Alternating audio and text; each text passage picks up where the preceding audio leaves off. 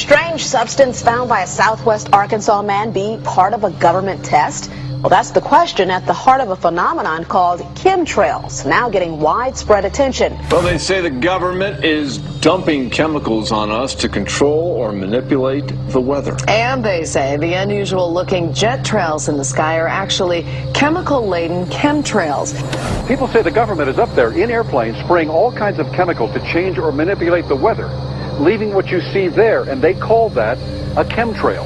So what I look up there and I think are contrails, you're telling me are chemtrails? Yes, that a contrail would be dissipated by now. And it's interesting, Dale and Christina, this is of interest not just in this country, but European countries and frankly all over the world. A lot of folks interested in it. Well, Dave, you mentioned that climatologists and others who study the atmosphere believe that they'd be able to surely spot any kind of signs of an ominous plot. Our journey started in San Diego, California, where thousands of scientists, engineers, policymakers, and journalists gathered for the American Association for the Advancement of Science Conference. One of the topics was the artificial manipulation of the Earth's climate, also called geo-engineering. During the meeting, scientists spoke about the plausibility of implementing geo-engineering campaigns throughout the world under the guise of preventing global warming. One widely accepted theory was to block the sun by spraying something into the atmosphere. When they were asked about existing aerosol programs, they stated clearly that no such programs have ever been implemented. But strangely, these proposals sounded exactly like what people around the world are claiming is already happening. When I found out that the American Association for the Advancement of Science was going to be held down here and the main body of topics would be on geoengineering, I had to come. I had to be in on this. I had to hear what these top climate change scientists had to say. And that's the other question about chemtrails and whether geoengineering is being deployed right now without our knowledge. I don't have any personal insight into that, other than to say that I worked in government at pretty high levels in the White House and at state government. I'm personally skeptical of that. But obviously you never know what you don't know. Chemtrails. On the internet, they are cited as proof of the government creating clouds to combat global warming. They claim the American government, with the secret approval of the national government, is covertly using jet aircraft to spray population centres with aluminium, with barium, and with strontium so as to reduce people's immunity and reduce the global population.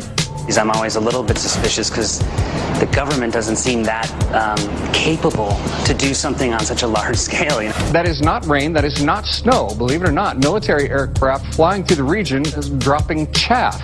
Small bits of aluminum, sometimes it's made of plastic or even talicized paper products, but it's used as an anti-radar issue, and obviously they're up there practicing. Now, they won't confirm that, but I was in the Marine Corps for many years, and I'll tell you right now, that's what it is. And what happens here, military jets, some come out of Key West Air Force Base, and they move off into the atmosphere, and they drop mylar strips. Some could be a little wider, some are small glass fibers that are coated in aluminum. And what the Air Force does is they take their military jets and they dump these out of the aircraft, they fall into the atmosphere, and some take as much to a day to fall down. This is inevitably military or something going on. The government, the Air Force, you see this kind of a pattern like this, you can rest assured there's something going on. They're actually little bitty magnetic and little bitty strips of, whether it's aluminum. It's a nuisance to you and I to determine what's real and what's not, but it looks like it is a life-saving operation there from the military. The apparent motive behind this conspiracy theory is one world government. Order, I cannot hear. Mr. Speaker, I want to assure the House that both my ministry and my colleague, the Minister of Health, who have received correspondence on this issue, that this conspiracy theory does not have an iota of truth, and that the trails observed from aircraft simply come from jet engines. Question number 9. Order. And I think what an appalling example it is of the new Foreign Affairs spokesperson for the Labour Party that she's spreading conspiracy theories about the United States government. The House has heard sufficient. It is called geoengineering, fighting global warming by putting a chemical dust in the atmosphere and reflecting harmful radiation back into space. We take geoengineering to mean deliberate, large-scale intervention in the Earth's system. There are a variety of schemes that have been discussed for geoengineering. A classic example is injecting reflecting particles into Earth orbit. Nevertheless, there might be some good reasons to think about alumina. It turns out, first of all, there's been a lot of work on the environmental consequences of alumina in the stratosphere. The big deal really is that alumina has 4 times the volumetric rate of forcing for small particles as does sulfur. And that means you have 4 times less surface area for the same rate of forcing. And this is a much bigger deal. You'd have roughly 16 times less the coagulation rate. And that's the thing that really drives removal. So you could get away, we think, with much smaller mass fluxes. So that's why we see things like in the use aircraft patent from '89, they talk about aluminum. And that's why we're seeing in the surface water samples aluminum. And here's David Keith saying that aluminum has 4 times the reflective volume surface area. So they'd like us to think that we're talking about sulfur, but here they slipped up and let it out that aluminum is 4 times better to achieving their ends, and it sounds like it's going to be one they don't want us to know the effects of. The little picture is from a nanofabrication study, which shows you can make very high quality, and do this in just a jet in a very simple way, make high quality alumina particles just by spraying aluminum vapor out, which oxidizes. So it's certainly in principle possible to do that, and there's a big literature that's already looked at that. And you could do that by either building new versions of these aircraft or even re-engineering existing aircraft. So there's some ideas of that. So you go to an engineering firm and you want this done. They don't say this is hard or unusual. They say, okay, yes, we could do it. Aerosol geoengineering looks like it is so cheap that the cost is basically not going to be an issue. That means that implementation decisions will be risk-to-risk decisions. The risk of doing it against the risk of not doing it. And it makes the problem of how we govern it fundamentally harder and different and novel. So I've told you that it's cheap to deliver materials to the stratosphere, and I'm convinced that's true. I don't think that will change. But I think the more we do research, the less easy this will look, the more complicated the environmental effects will look, and that's a good thing, because right now it looks too easy. So I think that if we do more research, we're likely to find out that it's harder and more complicated than we thought, and that the side effects are harder to manage, and that's a healthy outcome that will make it easier to do the management. Of course, the opposite reaction is possible. It's an empirical question, how people will actually react to knowledge about this. Another reaction is to say, if these crazy scientists are so concerned about putting CO2 in the atmosphere, they want to think about these things, then that might actually mean we should be more serious about the risks of CO2 in the atmosphere. And by the way, it's not really a moral hazard, it's more like free riding on our grandkids. And by the way, it's not really a moral hazard, it's more like free riding on our grandkids.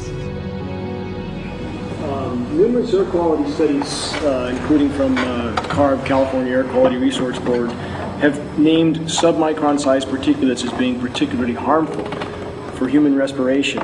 Through all the discussions today, I have not heard any mention of this fallout, and has this been studied, and also the effects of a highly reactive metal like aluminum on toxifying soils and waters? The question is, what would be the effects of these materials on human health if they came down into the stratosphere, in particular small particles and aluminum? So the collaborators of mine working on the aerosol scheme are actually folks from Carnegie Mellon who focused on human health impacts. And while we haven't published it, that was the very first thing we did, was do the order of magnitude calculation in level pencil and paper, but with an expert on human health impacts about whether there could be an issue. And for aluminum or other particles, there are a lot of toxicological things that need to get looked at seriously. But if you're just thinking about the sheer number of particles and the human health impact of small particles, the answer is, well, we haven't published it. That was the first thing we looked at with some of the leading experts who do epidemiological research on human health impacts, and it's not even close to being an issue. Clarify, so 10 megatons of aluminum dumped into the atmosphere would have no human health impact. So let me be more careful here. We're to separate out the toxicological. So the alumina, we've only begun to research and published nothing. Alumina, we've only begun to research and published nothing.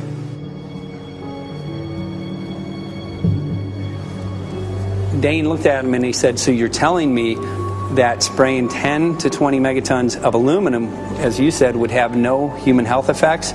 He took a deep breath and he swallowed and he said, let me be more careful here.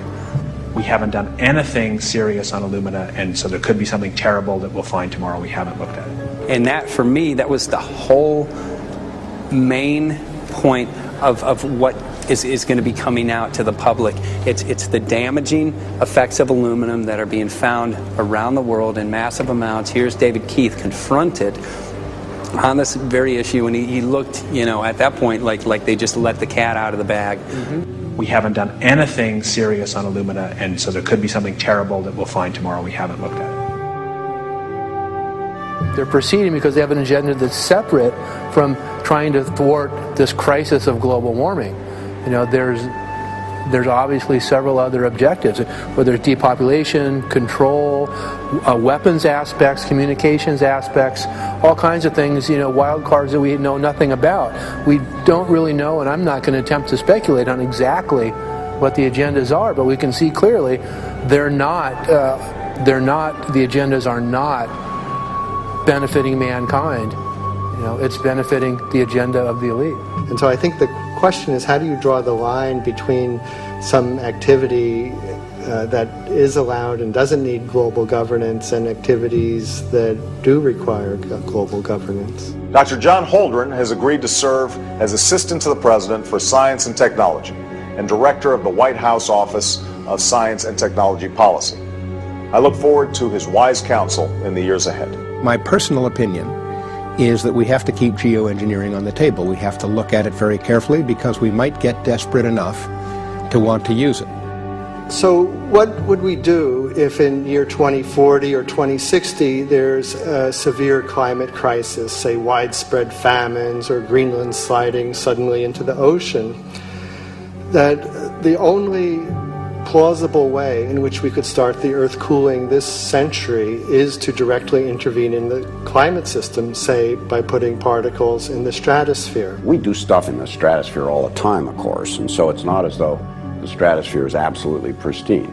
But you don't want to have people going off and doing things that involve large radiative forcings or go on for extended periods, or for that matter provide lots of reactive surfaces that could result in significant ozone destruction.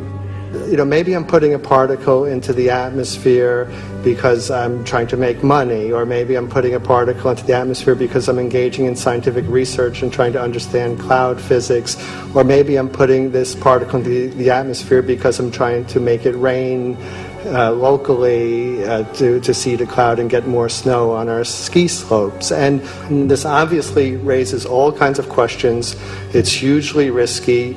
It will likely negatively impact some people, but we might find ourselves in a situation where those risks seem worth taking.